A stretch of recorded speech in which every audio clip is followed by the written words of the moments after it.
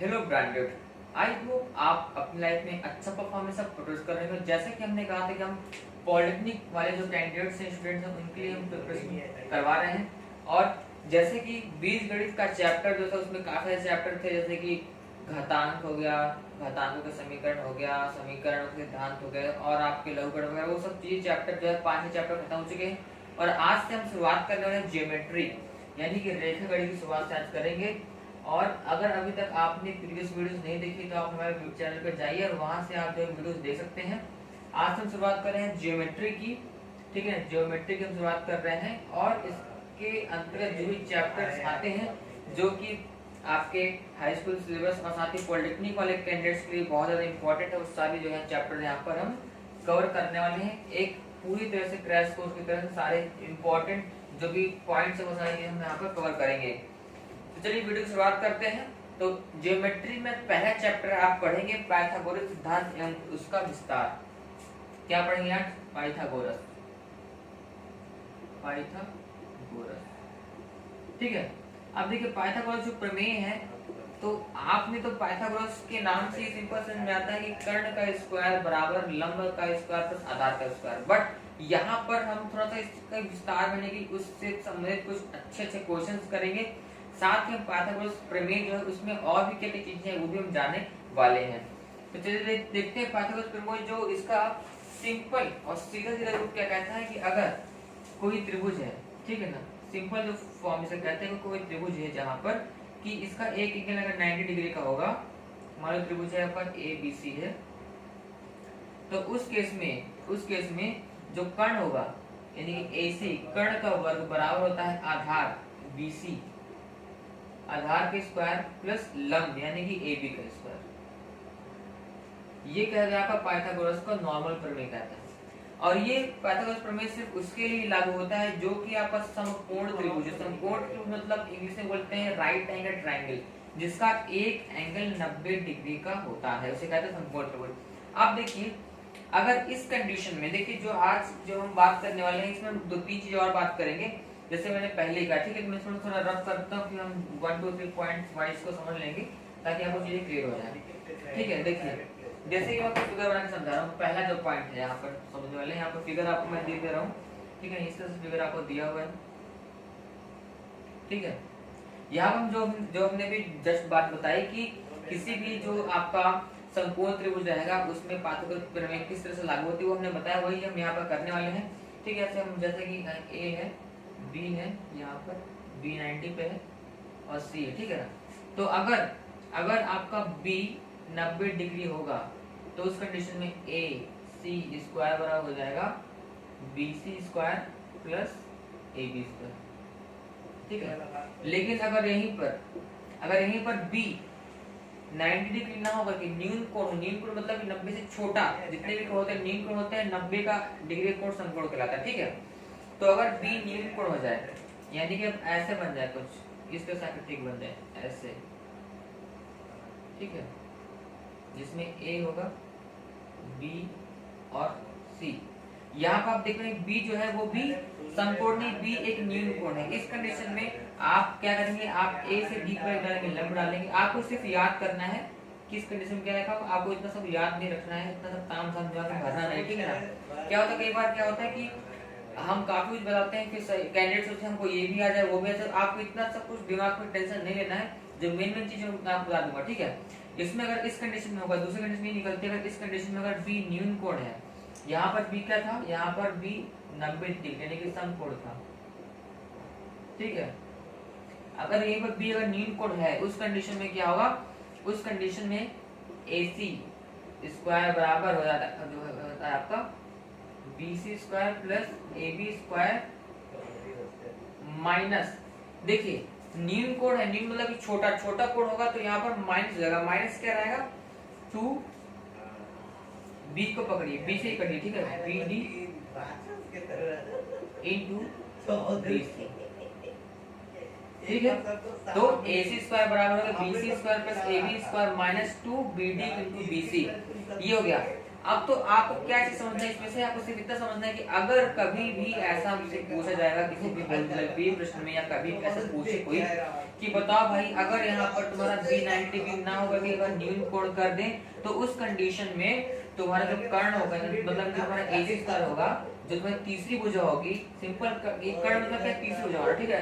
जो तीसरी भुजा होती है दोनों भुजाओं का योग, मतलब वर्गों का योग से माइनस, ठीक है ना, दोनों वर्गों की योग जो है, यानी तीसरी भुजा का वर्ग बराबर दोनों भुजाओं के वर्गों का योग माइनस घटकम रहती है, ठीक है ना, वर्गों के योग से कम रहती है। समझो कि तीसरी भुजा दिन में एक टाइम खाता था, भुजा का वर्ग बड़ा होता है दोनों के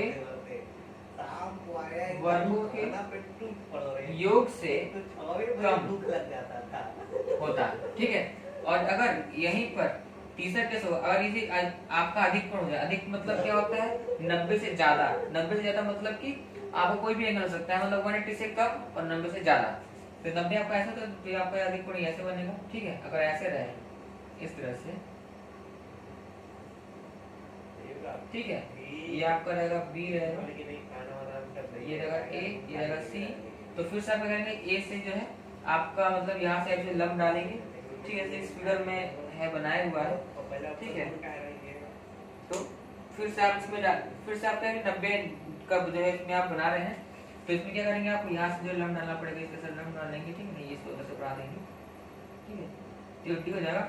तो इस कंडीशन में क्या होगा, क्योंकि ये जो कंडीशन बन रही है, कंडीशन यहाँ पर अगर B जो है, अगर B यहाँ पर आपका न्यून कोण, जैसे यहाँ पर न्यून कोण था, अगर न्यून कोण ना हो कि अगर ये जो है आपका ज्यादा रहेगा, ठीक है ना, B अगर न्यून कोण ना हो सकता, अधिक कोण रहे, अधिक कोण रहे, यानी कि 90 से ज्यादा रहेगा, तो उस कंडीशन में तीसरी भुजा का जो वर्ग होगा वो दोनों भुजाओं के वर्गों से क्या होता है, ज्यादा होता है। ज्यादा मतलब क्या हो जाएगा, जैसे यहाँ पर माइनस था तो यहाँ प्लस होगा, प्लस BD इंटू BC, तो ये है BD इंटू BC, ठीक है। तो मतलब ये सिंपल आपको याद रखना है कि अगर आपका कोण 90 डिग्री है तो बराबर होता है, अगर न्यून कोण है तो छोटा होता है, अधिक कोण तो बड़ा होता है, सिंपल बात, ठीक है। चलिए आगे बढ़ते हैं। कहीं भी क्लियर ना हो तो आप लोग कमेंट करिए, ताकि मैं आप लोगों के जो भी डाउट्स हैं उनको समझ सकूं और मैं उसी अकॉर्डिंग जो है आपको और भी चीजें क्लियर कर सकूंगा, ठीक है। कमेंट जरूर करिएगा। देन आगे चलते हैं आगे चैप्टर में, जो मैंने बताया वही सब चीजें, कुछ और चीजें कि अगर समचतुर्भुज की जो बात की गई है, समचतुर्भुज की विकर्ण परस्पर समकोण पर समविभाजित करते हैं। समचतुर्भुज क्या होता है, समचतुर्भुज नाम से पता है, सम मतलब कि समान, चतुर्भुज मतलब कि भुजाएं जिसकी, यानी कि कोई भी चतुर्भुज है, जैसे कि ये हो गया,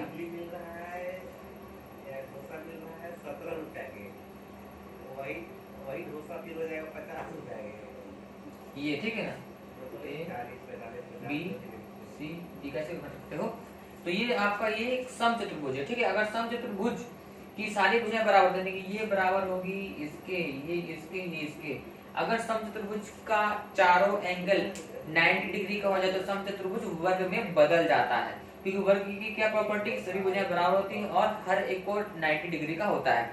इस कंडीशन में अगर इसके विकर्ण है D1 D2, अगर विकर्ण रहेंगे, ठीक है ना, ये D1 है मान लो विकर्ण है, और यहाँ पर D2 है, ठीक है ना, ये विकर्ण है, तो उस केस में आपका होता है भुजा का स्क्वायर, मतलब मान लो भुजा A है, ये भी A है, तो भुजा का स्क्वायर ये आपको याद करना है, फॉर्मूला है, बराबर होता है, ठीक है, D1/2 whole square plus D2/2 का होल स्क्वायर, यानी कि D1/2 का होल स्क्वायर प्लस D2/2 का होल स्क्वायर, ठीक है।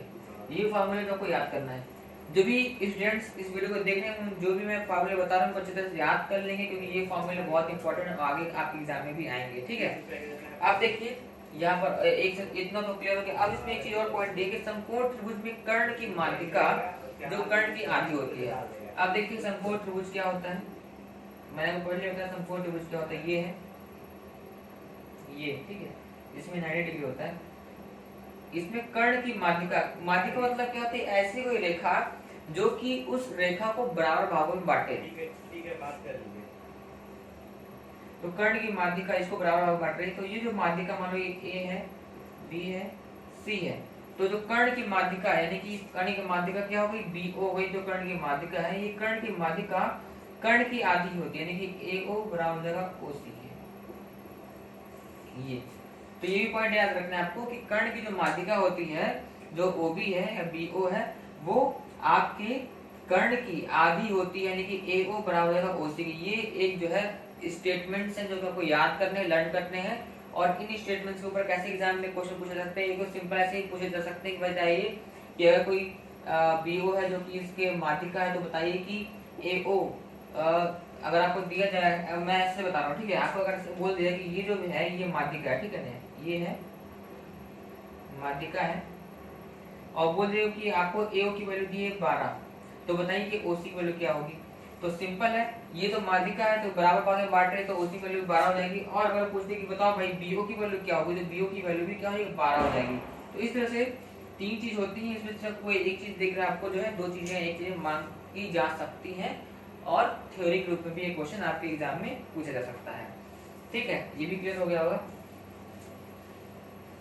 अब आगे बढ़ते हैं और चीजें क्लियर कर लेते हैं, ठीक है ना। और चीजें मैं बताता हूँ। अब चलिए चलते कुछ क्वेश्चन देख लेते हैं। उससे पहले एक पॉइंट और है कि संपूर्ण त्रिभुज में, ठीक है ना, जो है 30 डिग्री के कोण के सामने की भुजा कर्ण की आधी होती है। तो वही चीज है, संपूर्ण त्रिभुज को ये 30, ये 90 हो गया, मान लो 30 डिग्री के सामने की भुजा जो है ये कर्ण की आधी होती है, यानी कि अगर ये मान लो कि 2 है तो ये जो है 4 होगी। मतलब ये एक स्टेटमेंट है कि संपूर्ण त्रिभुज में 30 अगर का, क्योंकि आप ऐसे समझ सकते हो, बहुत सिंपल को याद करने का तरीका क्या है, कुछ इसमें है नहीं एक्चुअल में, ठीक है। जैसे कि जो मैंने बताया इसको थोड़ा सा और डिटेल में समझाना चाहता हूँ। ये है, ये 30 है, ये है 90, ठीक है। तो ये कितना हो जाएगा, देखो 90 है, 30 30 60 हो जाएगा।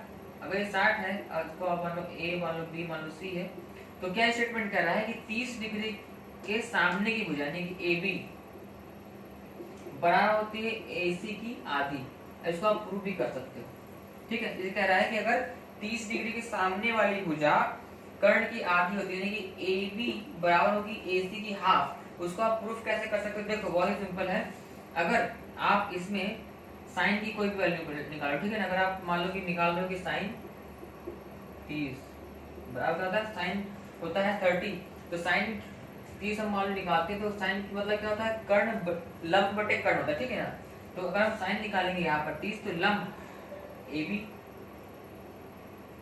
बटे कर्ण AC, और साइन 30 को लिखा है 1/2 बराबर क्या होगा AB बटा AC, तो AB बराबर क्या आ गया AC/2 बराबर AB। आगे वही चीज, तो यही है कि कोई दिक्कत नहीं, 30 आप लगाइए तो यहाँ पे AB बटा AC हो जाएगा, फिर आप निकाल लेंगे। तो यही चीज है, बहुत इजी, ठीक है। इसको लर्न करना भी इजी है, तो मैंने आपको डेरिवेशन भी बता दिया है कि 30 अंश अगर है तो जो सामने वाली भुजा रहती है जो कि AB है, वो आपके AC की आधी होती है। आप इसका डेरिवेशन भी ऐसे कर सकते हैं। अब हम चलते हैं प्रश्नावली की ओर, ठीक है। चलते हैं प्रश्नावली की ओर। तो पहला इसमें पॉइंट दिया है कि इसमें मैं आपको दिखा देता हूँ। इसने पूछा है, आपको क्वेश्चन दिख रहा होगा कि किसी त्रिभुज की भुजाओं के मध्य बिंदुओं को क्रमशः जोड़ने से बने 4 त्रिभुज होते हैं। तो देखिए यहाँ पर ऑप्शन दिया, मैं ऑप्शन में आपको दिख भी रहा होगा, ये कोई त्रिभुज, ठीक है, इसमें 3 बिंदु है, ठीक है। साफ साफ बोला है किसी त्रिभुज की भुजाओं के मध्य बिंदु, यही त्रिभुज मान लो A है, B C, इसका मध्य बिंदु मान लो कि D E F, तो इसको मिलाने वाले त्रिभुज बनेंगे कितने, 4 बनेंगे। मान लो ये यहाँ पर यहाँ मान लो पड़ेगा, ठीक है, ये बनेगा और ये इस तरह। तो अगर आप इसको बनाते हो तो आपको क्या दिख रहा है, 1 2 3 और 4, 4 मिल रहे हैं। तो जो चारों हैं, 4 त्रिभुज होते हैं, वो उनमें क्या संबंध होता है, तो ये चारों के चारों त्रिभुज होते हैं सर्वांग सम। क्या होते हैं, सर्वांग सम। ये आपको अच्छे समझ लेना, सर्वांग सम, ये चारों के चारों आपस में सर्वांग सम त्रिभुज होते हैं। सर्वांग की कई सारी जो है शर्तें होती हैं, जैसे कि शर्तें क्या क्या होती हैं, जैसे कि अगर 2 त्रिभुज दिए, ठीक है, ये सर्वांग सम का मतलब ये नहीं कि उनके आकार समान, ठीक है, हो सकता है उनके आकार समान हो सकते हैं, उनके आकार अलग अलग हो, लेकिन तब भी वो सर्वांग सम हो सकते हैं। सर्वांशम की शर्तें क्या है, जैसे कि भुजा भुजा भुजा, यानी कि अगर तीनों भुजाएं बराबर हैं, ठीक है, जैसे इसके बराबर ये है, ये इसके बराबर है, ये इसके बराबर है और ये इसके बराबर है, तो ये सर्वांशम हो जाएगा। एक होता है कोण कोण भुजा, भुजा कोण भुजा, ठीक है, कई सारे होते हैं, जैसे कि मान लो एक ये हो गया, एक होता है भुजा कोण भुजा। तो अगर मान लो भुजा है, ठीक है, अगर ये जो है ये दूसरी भुजा मान लो, इसके हम इसकी कंपेयर कर रहे हैं, ठीक है, दोनों की अगर भुजा है, ठीक है, भुजा हो गया, एक कोण मान लो कि कोण है 30 डिग्री का, और ये भुजा और ये भुजा और ये कोण 30 डिग्री ऐसा रहे, तो भुजा कोण भुजा, भुजा कोण भुजा होगा, तो उस कंडीशन में भी ये दोनों सर्वांशम जो है वो रहेंगे, ठीक है ना। तो अगर इस कंडीशन देखेंगे तो ये ऑटोमेटिक ये भुजा इसके जो है बराबर हो जाएगी, क्योंकि यहाँ पर अगर 30 डिग्री पे चलेंगे आप, तो ये अगर बराबर है इसके और ये बराबर है इसके, ये बराबर हो जाएगी, ठीक है। लेकिन अगर हम बोले कोण कोण कोण की बात करें, ठीक है ना, जैसे कोण कोण मतलब ये बराबर इसके, ये बराबर है इसके और ये बराबर इसके, अगर ये हम करें कोण कोण कोण की बात करें, तो फिर जो है उस मतलब ये भी एक शर्त है, अगर कोण कोण कोण होगा तो भी दोनों त्रिभुज क्या होंगे, सर्वांशम हो जाते हैं। तो इस तरह से यहाँ पर जो देखेंगे आप, तो आपको सिंपल याद कर लेना है कि अगर कोई ऐसी चीज बनती है जिसमें कि जो है तीनों भुजाओं के मध्य बिंदु को मिलाते हुए त्रिभुज बने, तो चारों के चारों त्रिभुज क्या होते हैं, सर्वांशम होते हैं। सर्वांशम में कई सारी शर्तें, मैंने आपको कुछ शर्तें जो है दिखा दी है, कोण कोण कोण, तीनों भुजाएं यानी कि भुजा भुजा भुजा, या कोण कोण भुजा, या भुजा कोण भुजा, इस तरह शर्तें होती है, काफी सारी शर्तें हैं, उनको जो है हम जब सर्वांशम पढ़ेंगे तो आपको बता देंगे। आगे सर्वांशम से संबंधित एक सवाल भी है जिसको हम करेंगे और आपको और चीजें क्लियर हो जाएगी। तो पहला क्वेश्चन ये रहा, क्लियर हो गया होगा। मैं आपको एक हर एक चीज का एक आपको जनरल आइडिया और बेसिक जो चीजें हैं जो आप भूल गए हैं, क्योंकि आप कुछ भूल गए हैं, कुछ आपने पढ़ा है, कुछ और क्लियर होना चाहिए, तो वो चीजें मैं आपको जो है एक तरह से रिफ्रेशमेंट करा दे रहा हूँ, ठीक है। देन एक और इसमें है कि किसी आयत चतुर्भुज की, इसमें ध्यान रखना है आपको कि कोई भी पॉइंट इसको वैसे याद कर लीजिए कि कोई भी आयत है, ठीक है, या कोई भी चतुर्भुज है, किसी भी तरह का चतुर्भुज हो, ठीक है ना, किसी भी आयत है चतुर्भुज में, ठीक है ना, जो भुजाएं यहाँ पे 1 2 3 4, 1 2 3 4, और उसमें दो विकर्ण बनेंगे, ये बनेगा, ये बनेगा, ये और ये, तो हम इसके बाद किसी भी हो सकता है, ठीक है, मान लो ए है, बी है, सी है और डी है। तो अगर इस कंडीशन में कोई भी अगर चतुर्भुज चतुर्भुज है, यानी कि आयत है, कोई भी चतुर्भुज है, और जो विकर्ण है, ठीक है, मान लो ये पे काट रहे हैं, तो उस समय आपकी चारों भुजाओं के वर्गों का योग, यानी A B square plus B C का स्क्वायर प्लस सी डी का स्क्वायर प्लस डी ए का स्क्वायर बराबर होता है आपके विकर्णों, दोनों विकर्णों के स्क्वायर के बराबर, यानी कि ए सी का स्क्वायर प्लस बी डी का स्क्वायर। ये भी आपको थ्योरी जो याद कर लेनी है, ये भी आपके आगे आने वाले सवालों में आएगी काम, ठीक है। ये किसी भी आयत में हो सकता है, किसी भी चतुर्भुज हो, वर्ग हो, कोई भी चतुर्भुज होना चाहिए, ठीक है। उसमें ये एक जो है ये केस बनता है कि चारों भुजाओं के वर्गों का योग उनके जो भी विकर्ण है उनके वर्गों के योग के बराबर होता है। ये पॉइंट है, इसका ऑप्शन नंबर 3 सी हो जाएगा, ठीक है ना। अब चलते हैं अगला क्वेश्चन। इस क्वेश्चन में कह रहा है कि आपको क्वेश्चन दिख रहा होगा बोर्ड पे, ABC एक समकोण त्रिभुज है, ठीक है ना, शीर्ष A से कर्ण BC पर AD लंब डाला जाता है। यदि AB 5 सेंटीमीटर तथा AC 12 है तो AD की लंबाई क्या होगी। तो पहले बनाते हैं ABC एक समकोण त्रिभुज बना लेते हैं भाई, जैसा बोल रहा है।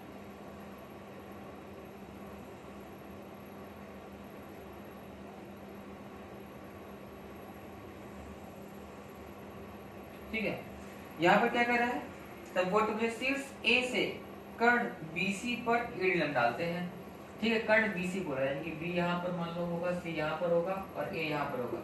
कर्ण BC है तो कर्ण ऐसे ही बनेगा, A 90 डिग्री बनेगा, तब शीर्ष A से कर्ण BC पर लंब AD डालते हैं, ठीक है। हमने यहाँ से लंब डाला, लंब डालेंगे तो लंब थोड़ा सा आपका कैसे जाएगा, मतलब 90 डिग्री कुछ दिखना चाहिए भाई, ये ठीक है। ये AD जो है AD लंब रहेगा, डाल दिया। तो कह रहा है यदि AB 5 सेंटीमीटर दिया है, AB 5 सेंटीमीटर दिया है, ठीक है ना। आपको सबसे पहले फिगर बनाना, ड्रॉ करना है। कभी भी ऐसे क्वेश्चन है तो पहले फिगर ड्रॉ कर लीजिए, उसके बाद क्वेश्चन आराम से आप सॉल्व करते रहिए, ठीक है।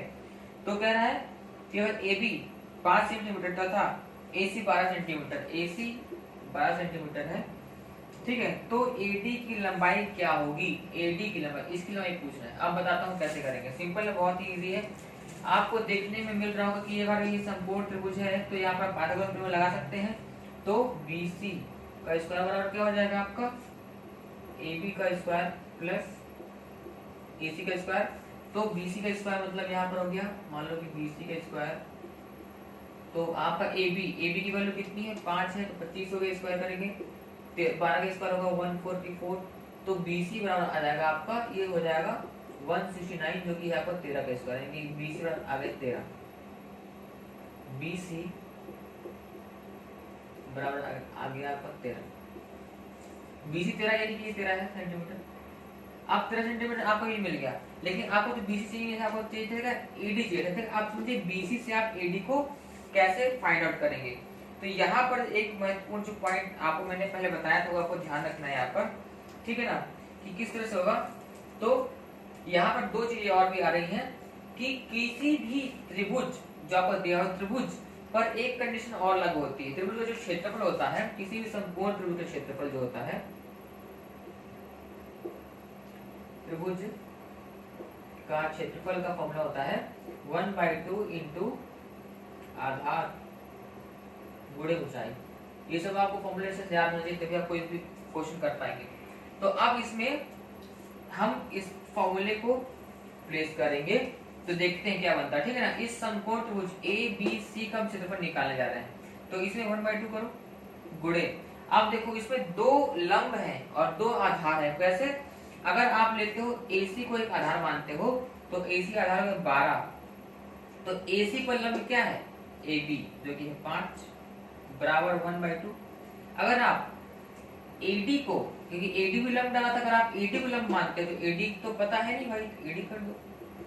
AD को अगर आप लंब मानते हो तो इसका आधार क्या होगा BC जो कि 13, बस 16 के 12 2 से 2 कटा, AD को ये रखो तो क्या हो गया 12 गुणे 5 बटे 13 बराबर AD।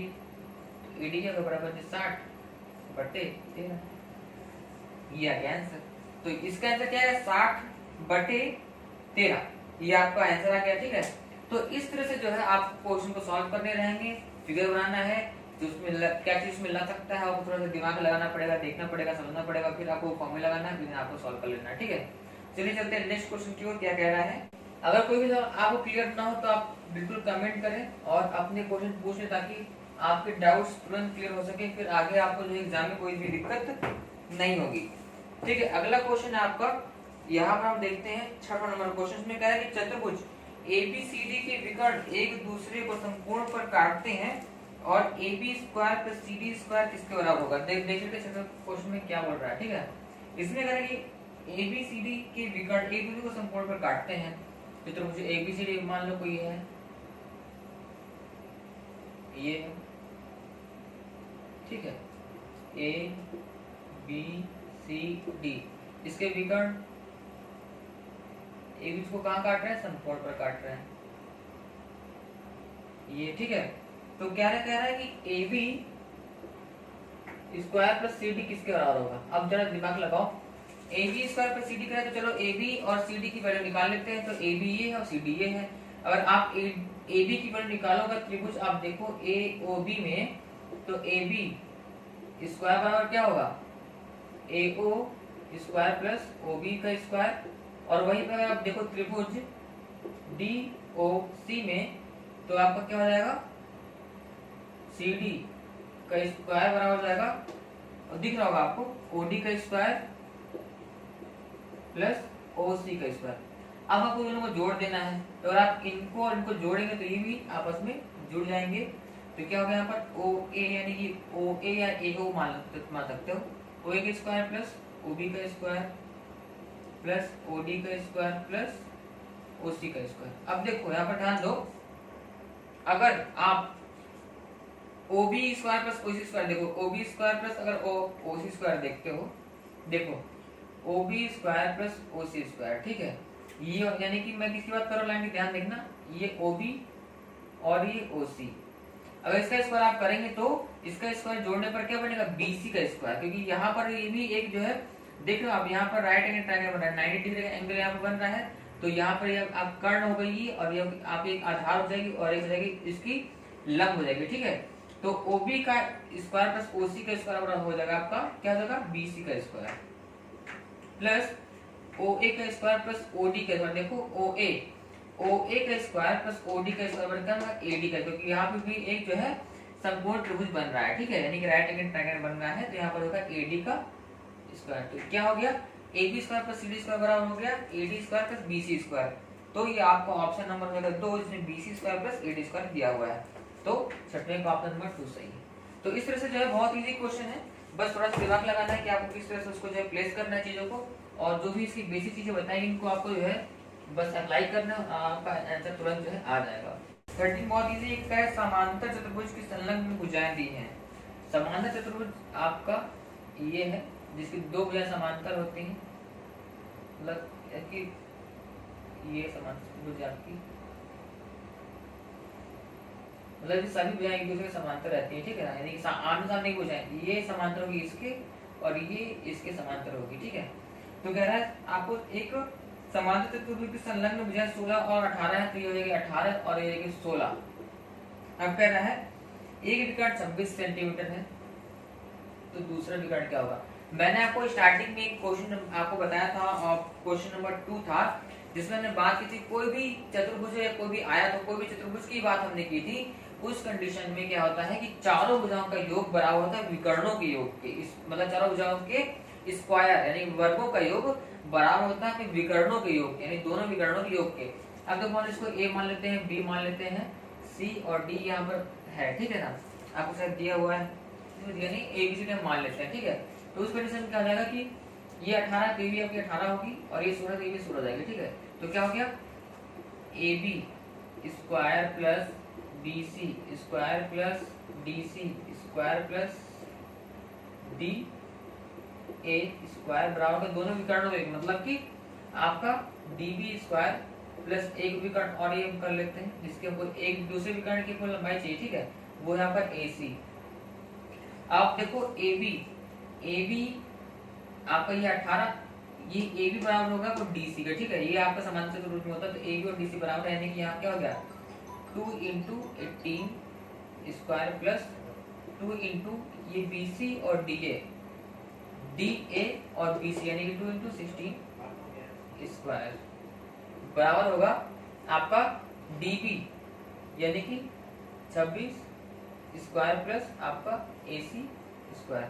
तो आप इससे आप AC की वैल्यू निकाल सकते हो, इसको दोनों को जो है आप यहाँ सॉल्व कर लोगे, 26 स्क्वायर यहाँ आएगा घटेगा, तो इस तरह से आपका ये क्वेश्चन जो सॉल्व हो जाएगा और इसका आंसर आपका आएगा, मैं आंसर बता दूं, ठीक है, इसका आंसर है ऑप्शन नंबर 4 यानी कि 22 सेंटीमीटर, ठीक है। तो आप इसको सॉल्व करिए और आपका 22 सेंटीमीटर आ जाएगा, ऑप्शन नंबर 4 है इस क्वेश्चन में, ठीक है। आपको सॉल्व किससे कर लेंगे, बहुत ही इजी है, क्या इसमें दिमाग लगाना वो मैं आपको समझा दिया, ठीक है। आगे बढ़ते हैं। टीम कह रहा है कि एक समकोण समद्विबाहु त्रिभुज की भुजा 8 सेंटीमीटर है, भुजा का कर्ण पर प्रक्षेप क्या होगा, देखते हैं। कह रहा है एक समकोण समद्विबाहु त्रिभुज की भुजा दी है, ठीक है,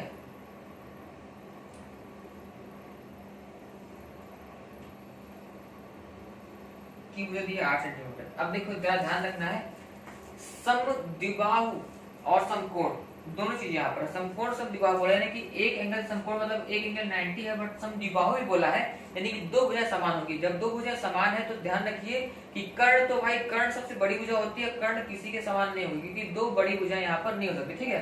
तो यहाँ पर आपका आधार सॉरी आपका लंब है और आधार, ये लंब और आधारी आपस में बराबर हो सकता है, कर्ण कभी भी किसी के बराबर नहीं होगा, कर्ण का स्क्वायर हमेशा दोनों भुजाओं के स्क्वायर के बराबर होता है, ठीक है ना, कर्ण कभी भी सिंगल भुजा के बराबर नहीं होता है।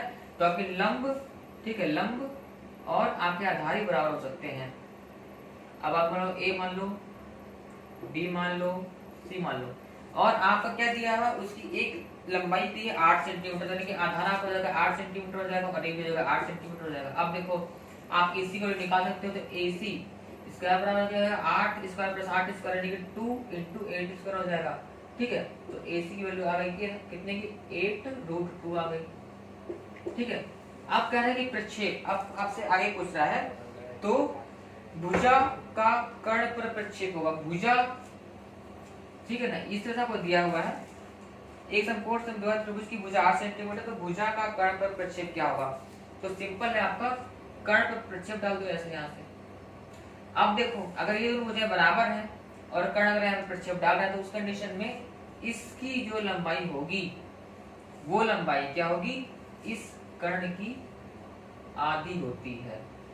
आपको एक चीज मैंने बताया था पहले भी, ठीक है ना, ये एक पॉइंट था कि इसमें अगर आपकी जो यहाँ से डाल रही, ठीक है ना, यानी कि इसको पॉइंट किसी भी समकोण त्रिभुज में कर्ण की माध्यिका कर्ण की आधी होती है। तो माध्यिका क्यों है? ये माध्यिका है, ठीक है ना, ये जो है इसकी माध्यिका होगी, यहाँ से आप ये दोनों भुजाएं बराबर है आपकी, तो ये जो है यहाँ पर माध्यिका होगी, ये बराबर हो जाएगी इसके माध्यिका होगी। माध्यिका होने के कारण से ये जो आपकी है जो बीओ होगी वो बराबर हो जाएगी किसके? AC के हाफ के बराबर हो जाएगी, ठीक है। यानी जो प्रक्षेप है BO वो बराबर होगा AC का आधे। अब बताइए यहाँ कोई डाउट है आपको तो आप कमेंट करिए, ठीक है ना, यहाँ कोई डाउट होना नहीं चाहिए। यहाँ पर सिंपल हमने यहाँ पर 8 समझा गया था आपको, तो हमने इसको AC वैल्यू निकाल ली, AC वैल्यू आ गई 8√2 आ गई। इसके बाद हमने कहा प्रक्षेप डाल दो, प्रक्षेप डाल दिया। लेकिन यहाँ पर हमको ये चीज पता था कि भाई अगर कर्ण है, ठीक है, किसी समकोण त्रिभुज में कर्ण की जो माध्यिका होती है, जो माध्यिका आपकी BO है वो कर्ण की होती है आधी होती है। अब हमने कहा ये माध्यिका कैसे समझ में आ रहा है भाई? तो माध्यिका ऐसे समझ में आ रहा है कि अगर दोनों भुजाएं बराबर है, कर्ण को आधे भाग में, मतलब कि कर्ण को बराबर भाग में काटेगा, ठीक, मतलब माध्यिका हो जाएगी। ये भी एक चीज पॉइंट है, ठीक है। तो ये माध्यिका BO माध्यिका हो गई, ये दोनों भुजाएं जब बराबर होगी समद्विबाहु समकोण त्रिभुज में कर्ण पर जो आपके डाल रहे, ठीक है, प्रक्षेप है वो कर्ण जो है वो कर्ण की माध्यिका होगी, कर्ण को बराबर जो है भाग में बांटेगी।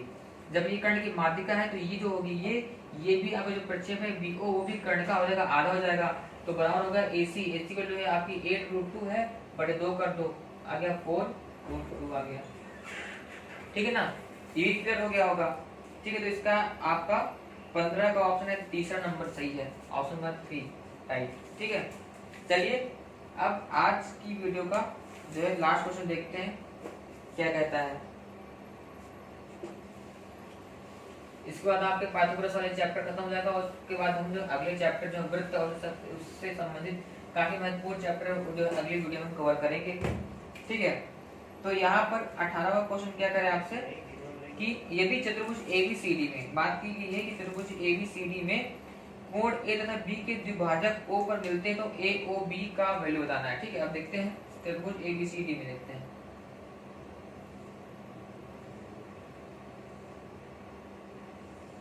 ये चतुर्भुज कोई ABCD A और B के द्विभाजक O पर मिल रहा है, ठीक है ना, ABCD ये गया द्विभाजक ये मिल रहा है ये, ठीक है ना, ये द्विभाजक है जो कि O पर मिल रहे हैं, तो AOB किसके बराबर होगा? एंगल AOB, ठीक है। आपको यहाँ पर क्वेश्चन दिया होगा, ठीक है। अब AOB किसके बराबर होगा ये बताना है। अब जरा बहुत ही सिंपल सवाल है ये, AOB। अब देखो मैं निकाल रहा हूँ इसमें AOB की वैल्यू निकालते हैं। AOB बराबर क्या हो जाएगा? अब देखो यहाँ पर ये एक है ट्राइंगल, ट्राइंगल की तीनों भुजाओं का सम कितना होता है? 180 होता है, ठीक है। यानी कि अगर हम AOB निकालेंगे यानी 180 माइनस क्या हो जाएगा? OAB प्लस ये एंगल है, ठीक है, angle OAB plus angle OBA बराबर होगा 180 माइनस, अब देखो OAB मतलब क्या है? पूरा A का आधा है, तो आप इसको कैसे कर सकते हो? A angle A/2 plus angle B/2, ठीक है। ये क्या हुआ? 180 माइनस 1/2, ये हुआ A प्लस B। अब देखो माइनस 1/2 कर दो। अब यहाँ देखो A प्लस B यानी कि ये दोनों एंगल अगर आप इस पूरे चतुर्भुज को लो तो चतुर्भुज की चारों कोण यानी A plus B plus C plus D, ये चारों कोण का योग होगा कितना? 360 होगा। तो C प्लस D बराबर हो जाएगा 360 माइनस A प्लस B, या आप तो ऐसा समझो तो A प्लस B बराबर हो जाएगा 360 माइनस C प्लस D के। ये पॉइंट क्लियर हो गया। अब ये इसका वैल्यू आप वहां पर रख दो, तो 360 माइनस सी प्लस डी। ठीक है, अब देखो यहाँ पर मैं थोड़ा मिटा देता हूँ।